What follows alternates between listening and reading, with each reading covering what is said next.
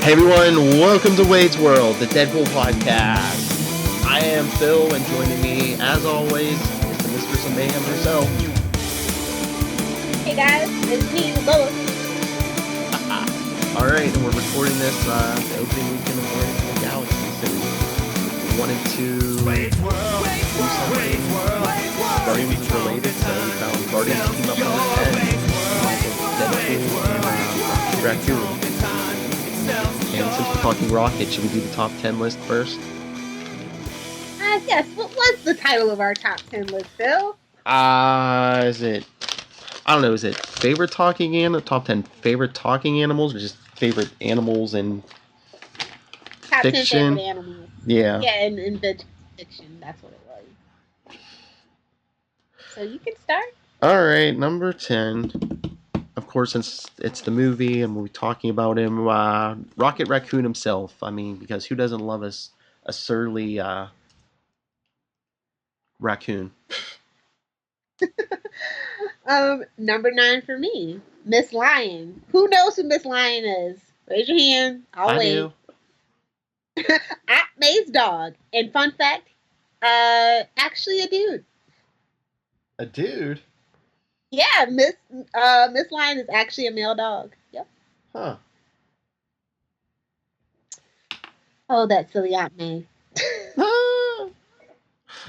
Well, speaking of all things Spider-Man, number 8, Spider-Ham. Who remembers Spider-Ham? From The Simpsons? No, that's Spider-Pig. No, remember, it is a pig, but he wore a Spider-Man costume. That whole universe, all the like Spider-Man characters are Oh yeah, different animals. I know. Yeah. Yes. DC had one like that too. Next one for me is Red Wing. Falcon's Falcon. Oh, I forgot about Red Wing.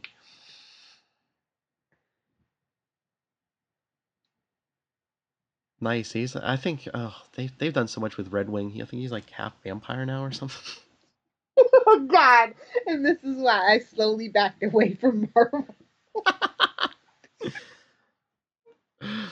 All right, number, what is this, 7?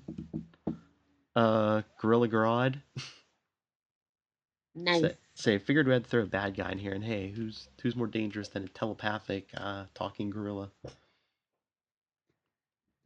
My DC pick is Isis, Catwoman's kitty. Oh. From like Batman the Animated Series. Yes. And that terrible movie. Oh. Yeah. Alright, speaking of Batman-related animals, the next one I had was Ace the Bat Hound. And there's been a few versions. The version I was thinking of was the one from Batman the Animated... Batman Beyond, yeah. No, yeah, you're right, Batman Beyond.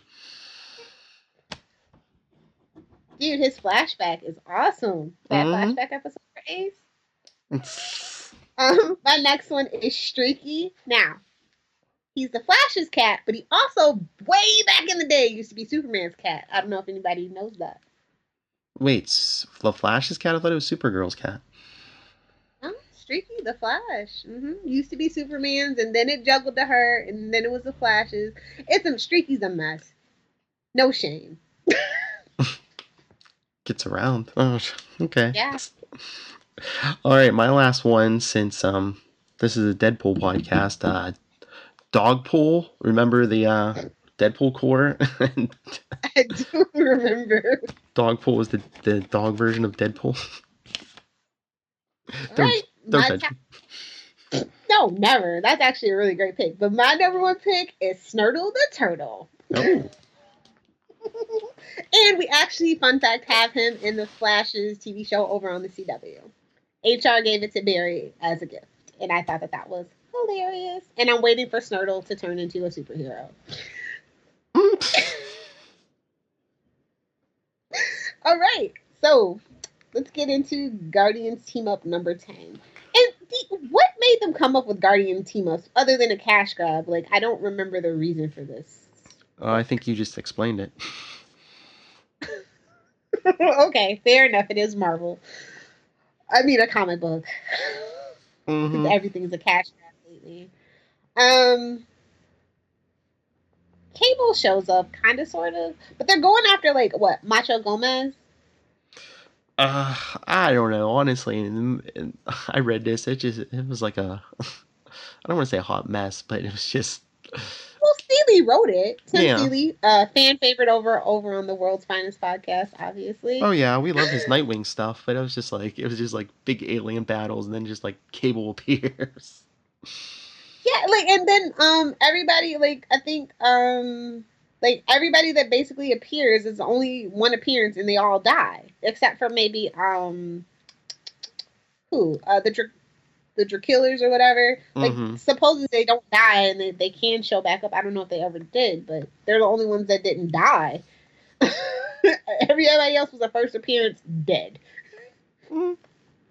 So I don't. Was this the last issue? Because I know it was the last issue on it was the last issue. Okay, because I was saying on Marvel U is the last issue, but that doesn't always mean that. Yeah. Going out with a bang. So, and yeah, this is a Earth 616, just so we're all clear. I Mm. guess. I don't know if I need to preface that or not. For Charlie, you are here. For him, I guess. you you don't have to explain Marvel to Charlie. I mean, so you can't read everything. Yeah, I know. So this issue is basically like Deadpool trying to get a revenge on Macho Gomez, right? That's what this is about. Yeah, or yeah, kind of. I don't know. It kind of takes me out of it a little bit when you like throw Deadpool. I mean, it's funny, but when you throw Deadpool at like aliens and stuff, I like it when he's like more grounded, like more the mercenary and fighting like more other human characters. Yeah, I mean, you can I have like totally get. you can have like superpower, but like when you go like outer space with Deadpool, it kind of like draws me out of the story a little bit. I do want to say that I don't know if the digital edition is different or not, but like I love the cover with like the ET shout out. Oh yeah. I love this cover. Like I would, if I could find the poster for it, I would put it in my room. And unfortunately, the cover is the best thing about the book. Sorry. Deadpool It was phone just home. too weird for me. Yeah, you think maybe they just told Celia it's the last issue, go crazy. Yeah, go bananas. Have at it. At least Rocket Raccoon makes sense. Like, he's a good person to put with, well, thing to put with Deadpool. Yeah. They're both just kind of outrageous and shocking and give no craps kind of characters. Mm-hmm. Yeah, I I don't think even that. remember how this issue ended. How did it end, Phil? Well, basically, Rocket took off in his ship, and I'm trying to remember. I know Cable was. Well, Deadpool was talking to Cable, but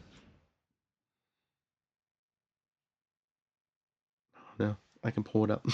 I think. No, it's okay. Oh, we did get a shout out to Domino in a photo.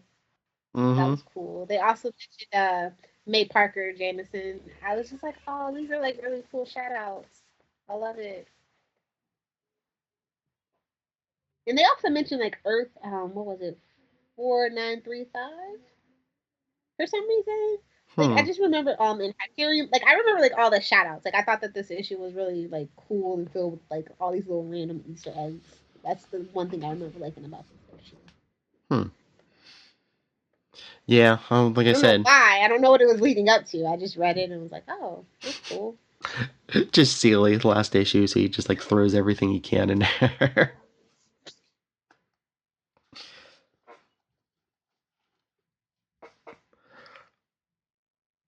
So what else is there to hammer home about this issue?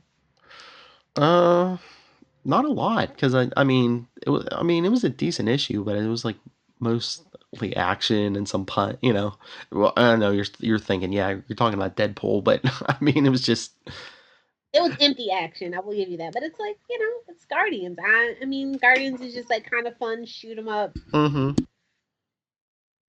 I mean, that's how I've always seen the books anyway. So I don't mean any offense to the fans of Guardians. I'm kind of just a casual Guardians fan. Can't believe they actually got their own movie. Two of them. Two of them. Well, yeah. Maybe three. Yeah. I mean, I get it with this. Yeah, I feel the same way about this version of the team. Like, yeah, you don't be looking for any deep plots for this version of the Guardians.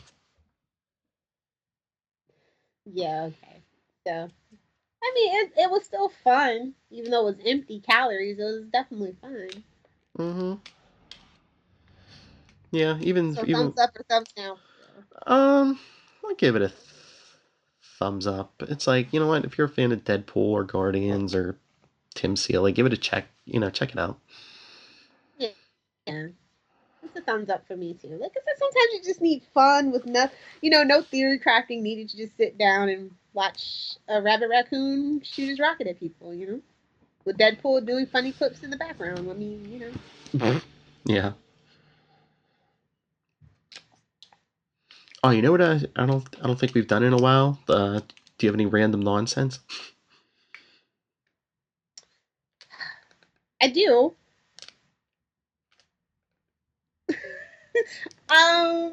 So it's not really random nonsense. It's Inhumans looks good, but what's their budget? Because without a good budget, it can be crazy. Like Legion has a stellar budget and all this great like craftsmanship behind the scenes. I'm just really worried about Inhumans because who really cares about Inhumans? People want X-Men, and X-Men has a show coming out, so it's just kind of like this weird battle thing. I'd rather, I don't know, the money go towards Defenders because Lord knows they need it, even though it's on Netflix.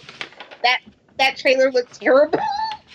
I don't know. I like the trailer, but did you like that picture of Inhumans? Because I know a lot of people, including Charlie, I were did like, not.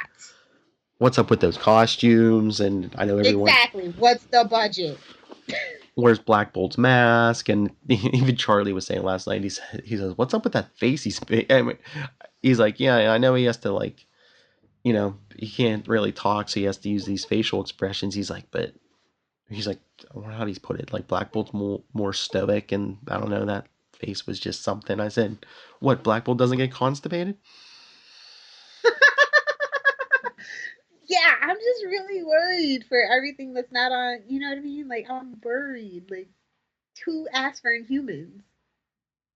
Mm-hmm. Nobody. Especially with the X-Men show coming out. So it's just like, it's not like DC where it's enough to go around. In my opinion, when it comes to Marvel, because everything's so kind of, with the exception of maybe Legion and X-Men, everything's so closely tied together. Mm-hmm. In that one universe, you know what I mean? Where DC, it's all kind of, even though it's all on the CW, they still kind of are spread out, with the exception of Gotham. So I'm just worried. Yeah. I Well. want it to do good. I do. It's an interesting kind of take on things with the humans and the royal family and all that stuff. So I wanted to do well because I like interesting things. Well, that's what I was saying. I'm wondering if like maybe like the everything's gonna look a lot better if once everything's done with the CGI and everything. Hopefully. Hopefully, yeah. My Hopefully. fingers are crossed for this. But let's just be real. Everybody knows I'm pumped for Gifted. Mm-hmm. That's what my eye is on. That's the only thing I care about, and I'm worried about that show too. Yeah. Mainly because of the people behind it, not because of special effects and budget. I think that even if it's not, even if Inhumans doesn't have like great CGI, I think the story behind it could carry it possibly. Mm-hmm. So, But I mean, I'll give all of it a shot because I mean, I remember when they announced Legion, I was like, who's looking for a Legion show? But it turned out good. yes, and that's more artsy, and it's kind of a mind like bending kind of thing, and Mm-hmm. But if you're it's a different kind of super take on a superhero show, and I appreciate it. yeah, And the people behind it, like I said, are artsy. and I'm sure most of you are confused if you're watching Legion, but if you're not done with it, just hang in there because like the last couple episodes they give you answers. So Kind of. Yeah. Enough to make you interested in season 2. Yes. That way. Yes. So yeah. Which that's the other bad thing. Season 2 is not until 2018. There's enough to hold us over. I know. There's enough content. They're pumping out enough content. Yes. So yeah. Not so random nonsense. It's both. Well, it is us, Phil. Yes, on a Saturday morning. So want to make some announcements? Sure, because I don't think we've announced this here yet. But Wade's World will be, unlike some of our other shows, Wade's World will be continuing, but probably not here on Enough Said. It'll be at me and Lilith, along with Charlie Esser, who everyone here on Enough Said knows, and Tyler Patrick, our new home, the Capes and Lunatics podcast. If not before, it'll start at the beginning of June. But you can be there. You can know exactly when it starts if you follow us on social media. Capes and Lunatics at gmail.com, facebook.com/Capes and Lunatics. Twitter is at Capes Lunatics. We're on Instagram. We're on Pinterest. We even have voicemail. 614-382-2737. That's 614-38-CAPES. And remember, always follow Wade's World also. Wade's World Pod at gmail.com, facebook.com/Wade's World Pod. Twitter is at Wade's World Pod. And follow us on Instagram and Pinterest. And Lilith, where can people talk random superhero nonsense with you? You can talk random superhero nonsense with me at Adventures in FG. But if you're more of the Arrowverse type, I don't know why if you're listening to this one, but you can follow at Lilith Hellfire, and please be sure to check out my website, adventuresinfangirling.com.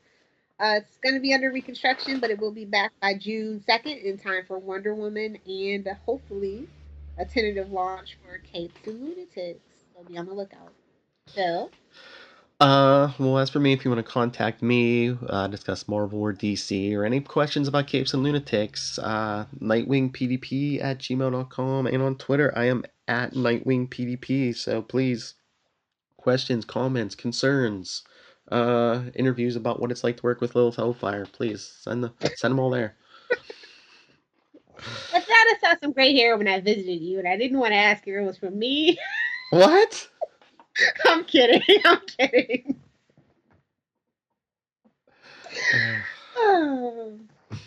us out of here. All right. Come back next week. We'll just be rooting around like a raccoon in a garbage can.